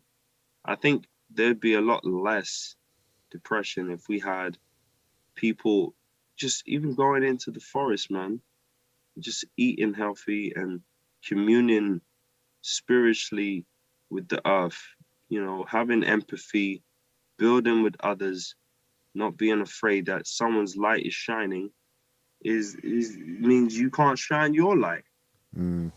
Everyone shine your light, man. What the fuck? Let's bask in the light, innit? It's true, man. Jeez, Phoenix dropping some gems, boy. Loving this, bruv, man. Loving this. Very good chat, man. Chat room are definitely feeling it as well, man. 4K dreams. Man are talking about 4K dreams. Yeah, 4K dreams. It's true, bro. Blu-ray dreams, you know what I mean? Irish said that he says he's seen people boil up old socks in Morocco and stuff bread in the exhaust pipes, and the kids would take it out later and eat it. They were tripping. It's a shame, man. Escapism is real. So they're doing that just to get high. And just think about, just to get high, just to get out there, and just think like, because even when I was in Peru, they were talking about like, some of the people, in the villages and that, they give their children, like they'll just like take a little, put their little finger, dip it in the ayahuasca and then give it to their children. They're like, right, what? They're like, nah, it helps. Like, they actually grow up, they're fine. And in some form of way, it helps them. Some of them give it to their pets. Do you know what I mean? Fix up. Okay. So I went to do it. I had three ceremonies, like 3 nights I did it, 2 in a row, 1 night off, and then another night. I had like this for years. I did it in 2018, and since probably about 2007, I always had like this funny thing going on with my left ear, like it was blocked. I always felt like it was more blocked than the other. Like as if you've been in the shower and then water's going in, or you're swimming or whatever. And so it always felt like that. And it's only till I went there, did that, cured it. After then, never had a problem with it. Like just all this stuff came out. I was like, wow, what the hell? So it's not just a medicine for your mind, it's also a medicine for your body. The idea of you purging, like people get worried about, I don't really like puking up and I don't want to. Like the stuff is puking up is stuff that's been sitting there for a long time that needs to go. Remember, you know, these thoughts that go around in your mind, like what's happening in your brain, you know, there are chemicals, there are things in your body that are attached to those thoughts, you know, and in order for you to get rid of them on a spiritual level, mental level, you've also got to get rid of them on a physical level in some form of way, and that's how they're coming out. You know, these people will, like, you'll puke up all that shit and then people will read it. After they'll read it and they'll see what kind of problems you had and this, that, and the third. We don't understand it, but it obviously works. So, you know, and the other thing I'd say as well is it's like, you know, a lot of people need help in certain ways and they would go to a psychiatrist for this. But when you're using these type of plants, like this type of medicine, it's next level. There's no psychiatrist that could level you out in this amount of time, because they have to use words. They have to be linear with their words. They got to say this and you got to listen and then, you know, compute that and whatnot. This is all coming at you, whether you do 1 session, 2 sessions or whatever. It's coming at you in a way like a much shorter space of time than they could ever do it. And you'll come out fresh. You'll come out new. and just understanding you, the people around you, everyone you've ever communicated with, it will all be in there, man, in some form of way, you know. So yeah, the main thing is not to be scared, man. Yeah. F the fear. Well, it's like this, yeah. Try not emptying your rubbish in your house and try living in there. See how long you can do that for. Don't empty your rubbish and just keep it in there. Powerful. Powerful, bruv. You need cleaners to come in and help you with that. You need a bit of help. You know, when you're fed up of going through what you've been going through on your day-to-day, if you're not happy, do something. You know, you do the same thing, you get the same result. You do something different, you get a different result. Go on a journey. You know, life is a journey. You know, just say yes to new experiences and, you know, be receptive and just enjoy this fucking place, man. This earth is a living being, you know. It's not this rock that we're standing on. It's a living being. It's a divine being. And it has all of these things growing out of it. This is just what is growing out of it. What is the earth? If it has these things growing out of it, what is it? It's mad, isn't it? This is a rare opportunity to commune with a freaking super god, man. We're standing on a super fucking living being, bro. Like, it's crazy. That's amazing, man. When you break it down like that, it's just like, for real, the variety that we've got here just coming out of the land. You know what I mean? How we take it for granted, boy, by looking into these screens, looking in all these windows, but they're all just on one screen, taking you away from what is truth, what is reality. Beautiful, man. Yo, we should wrap it up, man, because I think, you know what I mean? We deep dive there enough for these mother lovers out there. They don't deserve no more. I'm joking, man. Shout out to all the common sensors, man. We appreciate you, mother lovers. Phoenix Da Icefire, up in here, spreading that love, man. Showing us, you know, like, I really love the attitude as well, bruv, man. Like, it's needed. It's needed in the scene, man. People need to stop being afraid, man. Just be yourself. Do you know what I mean? Yeah. Yeah, it's definitely a new direction for UK rap. Yeah. Definitely. Shout to your ma, Regantology, man. I keep saying Regantology, it's Regantology, man. Kenny Rebel. Shout to Uncle Barry O, Don Smithered, DJ Lock, IBMCs. Yeah, I'm missing out some people. Shout to DJ Bluefoot. Oh shit, DJ Bluefoot. Yeah, wow. man. Yeah. I ain't heard that name in years. Blue's I remember Blue holds down Twitch for us on his own. He's on Twitch on his own. Shout to PLK. Yeah, Blue's holding it down for us, man. Shout to Irish, man. We appreciate you lot locking in, man. And of course, hey, hit some fire emojis. Shout to DJ Pork Scratchings. Hit some fire emojis, please, for our brother right here, man. Appreciate you passing through, man. Phoenix Da Icefire. Panacea is out right now. You mother lovers didn't come to the event, so you missed out, but you're going to see him on tour. Do not miss it, man, because the show is crazy as well. Yo, it's been a good chat, brother, man. Yeah, appreciate it, man. If Thank anyone, you very much. man, Good to meet you. Yeah, man, sorry. Thank you, man. Anyone wants to hit him up as well to find out a bit more about, you know, doing a ceremony or whatever, you know how to hit him up, man. Phoenix Da Icefire on Instagram. Appreciate you, mother lovers. Yo, bless. Love and peace. Love, bro, Peace. man. Bless, man. Appreciate you, bro. Yo, that was Phoenix Da Icefire right there, boy. Jeez. I love it when we go in, D. It's good, man. That was a deep one. Yeah, Definitely. It's good, you know, chatting to like peers and talking about stuff outside of just the hip hop world as well. This is our crowds. This is their favorite topic. This sort of stuff. Yeah, for real. See, You got love that. Yeah, I see the fire a lot of mushrooms came up earlier on. Everyone's into all sorts of plants and things like that. Shout to Turbo Tubalicious. I come see you soon, bruh. Yeah, man. All the shroomers out there. I ain't done it in a minute, man. You got me all feeling like, yeah, you need to go out there. I think I got some Palo Santo somewhere. Not Palo Santo, San Pedro somewhere. I brought back from Peru.